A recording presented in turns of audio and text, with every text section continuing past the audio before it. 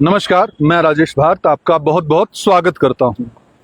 दोस्तों, आज सुबह जब मैंने दैनिक भास्कर का ऐप खोला और हरियाणा की खबर देखनी चाहिए तो बड़ी मज़ेदार कहूं, क्योंकि भारतीय जनता पार्टी तो इसका मजाक बनाती है, और गंभीर बात कहूं क्योंकि कांग्रेस पार्टी सदा ये आरोप लगाती आ रही है कि वोट चोरी एक्चुअल मुद्दा है। जब मैंने वो खबर देखी तो ये पढ़ा कि 5 कमरों का एक मकान रेवाड़ी के अंदर है जो कि बंद पड़ा हुआ है, और उसके मकान के एड्रेस पर 257 वोट जो है वो बने हुए हैं। ये बड़ी कमाल की और गंभीर बात है कि 257 वोट एक घर में हो सकते हैं क्या? क्या संभव है?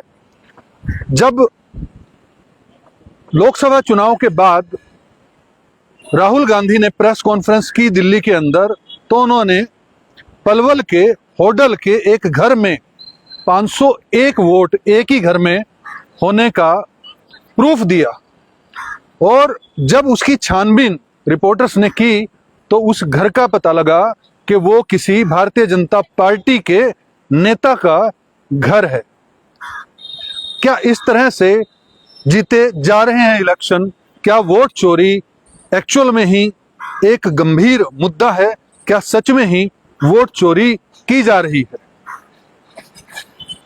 मैं कल भी ये बात कह रहा था, आज भी ये बात कह रहा हूं, कल भी ये बात कहूंगा कि सरकार किसी की भी चुने, लेकिन जो सरकार जनता चुन रही है, जनतंत्र के द्वारा चुनी हुई सरकार ही बननी चाहिए। अगर एक एड्रेस जो है रेवाड़ी का, जो ये एड्रेस बता रहे हैं, उसके ऊपर 257 वोट अगर बनाए हुए गए हैं, और जब दैनिक भास्कर का एक रिपोर्टर इसकी जांच करता है तब ये पता लगता है कि उस घर में कुल 5 सदस्यों के वोट हैं। जब उन्होंने उनसे बात की तो 2 लोगों ने तो ऑन कैमरा आकर इंटरव्यू दिया, 3 लोगों ने मना कर दिया। इससे यह बात बिल्कुल सिद्ध हो जाती है कि फर्जीवाड़ा तो हो रहा है, और कहीं ना कहीं इसके लिए सीधे तौर पर चुनाव आयोग जो है वो जिम्मेदार है, और पत्रकार का काम है एनालिसिस करना। तो इसका मतलब भारतीय जनता पार्टी की जहां पर सरकार बन जाती है, अधिकारियों पर इतना दबाव बनाया जाता है कि फर्जीवाड़ा करके किसी भी तरह से जो है फर्जी वोट बनाओ, झूठे एड्रेस दो, और फिर उनको पोल किस तरह से करवाते हैं, क्योंकि इसका जो है अभी पूरा जो मैकेनिज्म है वो सामने नहीं आ पाया है कि ये फर्जी वोट आखिर पोल कैसे हो जाते हैं। इस बात का कभी भी कोई भारतीय जनता पार्टी का नेता जवाब नहीं देगा कि अगर पूरा दिन ईवीएम मशीन चलती है, उस पे वोट डाली जाती है, तो बैटरी जब काउंटिंग होती है तो 90%, 95%, 100%, 98% बैटरी कैसे निकल जाती है?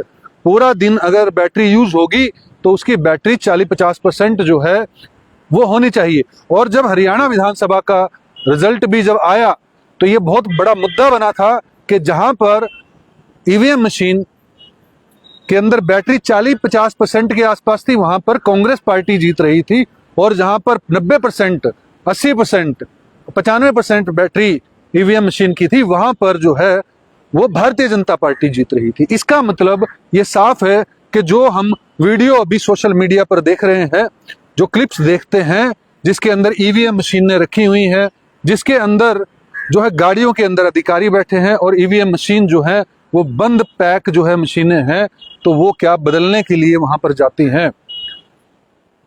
इस बात की हम पुष्टि नहीं कर सकते, लेकिन हम आइडिया तो ये लगा ही सकते हैं कि अगर अधिकारी, क्योंकि एआई जनरेटेड वीडियो तो है नहीं, ये अधिकारी बैठे हुए होते हैं, कोई जवाब नहीं देते। कोई व्यक्ति जब कैमरा उनको ऑन करता है तो पीछे ईवीएम मशीनें होती हैं, पूरे कैंटर के कैंटर भरे हुए जो है ईवीएम मशीनों की वीडियो जो है वो सामने आई है सोशल मीडिया पर।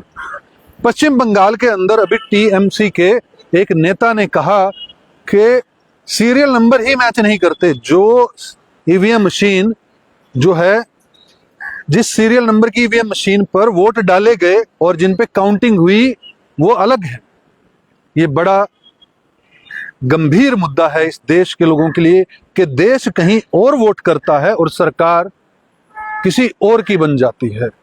अब और भारतीय जनता पार्टी के पास जो है ये इस बात का सदा एक जवाब होता है कि फिर दूसरी स्टेट में, जैसे हिमाचल में कांग्रेस कैसे जीत गई, पंजाब में आम आदमी पार्टी कैसे जीत गई, और अभी जैसे केरल के अंदर जो है वो विजय थलापति की टीवी के कैसे जीत गई। अगर एक्सपर्ट की मैं सुनता हूं, एक्सपर्ट ये कहते हैं कि जानबूझकर भारतीय जनता पार्टी एक दो स्टेट जो है हार जाती है, जिससे, क्योंकि हर जगह पर अगर भारतीय जनता पार्टी की सरकार होगी तो एक या दो इलेक्शनों के बाद ये साफ हो जाएगा कि ये फर्जीवाड़ा कर कर ही सरकार जो है वो बनाई जा रही है। मेरा दुख सिर्फ इसी बात का है कि इतने प्रूफ होने के बावजूद भी जो है कोई पुलिस जो है वो एफआईआर क्यों नहीं करती इलेक्शन कमीशन के खिलाफ। क्या उसके पास राइट्स नहीं है? क्योंकि इलेक्शन कमीशन के किसी बीएलओ ने जो है वो सर्वे किया होगा, वो वोट बनाई होंगी। और जब दैनिक भास्कर के रिपोर्टर ने बीएलओ से बात की तो उसने कहा कि कुछ लोग जो है सड़क पर सो रहे थे, तो मैंने 00 एड्रेस डाल दिया, वो इसके अंदर आगे होंगे। यही झूठ बोलते हुए जो है वो नजर आते हैं। क्या इलेक्शन कमीशन जो सड़क पर सो रहे हैं उनके आगे कोई कोड नहीं लगा सकता कि एक स्पेसिफिक कोड दे दिया जाए जिसको वो भर दे? बिल्कुल पॉसिबल है। तो 0 से 100 तक ही गिनती क्यों करनी है? 0 से 99 तक ही गिनती करने की जरूरत कहां पर है? लेकिन क्योंकि फर्जीवाड़ा इस ढंग से किया जा रहा है, लोकतंत्र को इस ढंग से लूटा जा रहा है कि जिसका आम जनता के पास कोई जवाब नहीं है, और आम जनता जो है वो उलझा रखी है हिंदू मुसलमान में, उलझी हुई है धर्म के ऊपर। 12 सालों से भारतीय जनता पार्टी की सरकार है, तब भी हिंदू खतरे में है। मुझे समझ नहीं आ रहा कि जो सरकार है, जब इस तरह से वोट चोरी से ही बननी है तो क्यों नहीं मोदी जी जो है वो इस देश के अंदर इमरजेंसी लगाकर जो है खुद शासक बन जाए इस देश के। फिर ये क्यों जो है चुनाव दर चुनाव जनता के टैक्स का पैसा, हजारों करोड़ रुपया जो है वो क्यों खर्चा जा रहा है? आज हालात ये हो गई है कि विपक्ष के पास तो चुनाव लड़ने के लिए पैसे नहीं है, और भारतीय जनता पार्टी के पास 10,000 करोड़ से 15,000 करोड़ रुपए की जो है वो डोनेशन आती है। ये कैसा संभव है कि सारी की सारी डोनेशन जो है वो भारतीय जनता पार्टी के पास आ रही है? क्योंकि अगर डोनेशन नहीं देंगे तो ईडी और सीबीआई पहुंचेगी। तो ये बड़े गंभीर सवाल है लोकतंत्र के ऊपर, और एक पत्रकार होने के नाते जो है वो हमारा फर्ज है कि हम सच्चाई दिखाएं। मैं तो दैनिक भास्कर को भी सलूट करूंगा कि उसने ऐसी खबर दिखाई, तो क्योंकि एक घर के ऊपर जहां 257 वोट होना या होडल के अंदर 501 वोट मिलना, और ऐसे तो सैकड़ों एग्जाम्पल मिलेंगे। और राहुल गांधी ने तो प्रेस कॉन्फ्रेंस करके प्रूफ भी दिए थे। लेकिन भारतीय जनता पार्टी के नेता इस बात का मजाक उड़ाते हुए नजर आ रहे, जबकि मेरे सभी भारतीय जनता पार्टी के भी मेरे जो हैं वो अपने हैं, दोस्त हैं, मित्र हैं, नेता भी, विधायक जी भी हमारे अपने हैं, मेयर मैडम भी हमारी अपनी है, हमारे और साथी भी अपने ही हैं। लेकिन बात जहां लोकतंत्र की है तो ना तो पार्टी पहले है, ना कोई व्यक्ति विशेष पहले है, देश पहले है।